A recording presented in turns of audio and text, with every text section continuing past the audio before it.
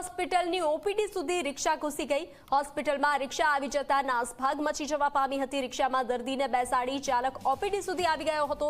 Security ગાર્ડે રિક્ષાને અટકાવતા હાથાપાઈ થઈ હતી। તો હોસ્પિટલમાં રિક્ષા ઘૂસી જતા સૌ કોઈ ચોંકી ઉઠ્યા હતા। રિક્ષા ચાલક વિરુદ્ધ પોલીસ ફરિયાદ દાખલ કરવામાં આવશે। સિક્યોરિટી ગાર્ડની બેદરકારી હશે તો તેની સામે પણ પગલાં લેવામાં આવશે।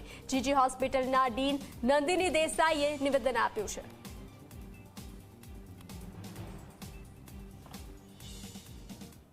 જે રિક્ષા છે પેશન્ટ્સને આવીને અંદર લઈને આવતી હતી એ રિક્ષા ચાલક કદાચ પીધેલી હાલતમાં હતા અને એ સમયે સિક્યુરિટી ગાર્ડે એમને રોકવાનો પણ પ્રયત્ન કર્યો અને થોડી હાથાપાઈ પણ થઈ હતી અને તેમ છતાં સિક્યુરિટી ગાર્ડને દર્દીના હિતમાં અને દર્દીના સગાઓના હિતમાં જે તે સમયે નિર્ણય લેવો પડેલો એટલે એમની ફરિયાદ લઈ રૂબરૂમાં અને તાત્કાલિક ધોરણે પોલીસને ઇન્ફોર્મ કરવા માટે તેઓને સૂચના આપવામાં આવી છે।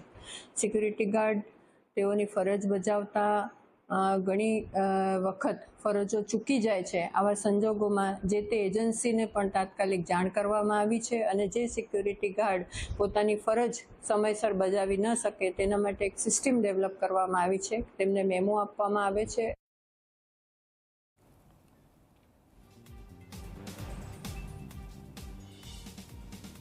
તો ગોંડલમાં પણ આવી જ ઘટના સામે આવી હતી। 28/5/2024ના રોજ ઇમરજન્સી વિભાગમાં બાઇક ઘૂસી આવી હતી। દ્રશ્યો આપ જોઈ રહ્યા છો।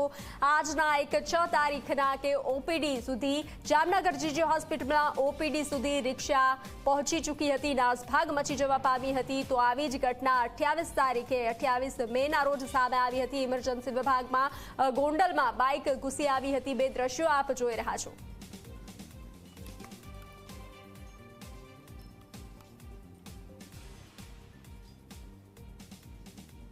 તો મહત્વના સમાચાર સુરતથી। સુરત અડાજણ પોલીસ ફરી વિવાદમાં આવી છે। અડાજણ સૌરભ પોલીસ ચોકી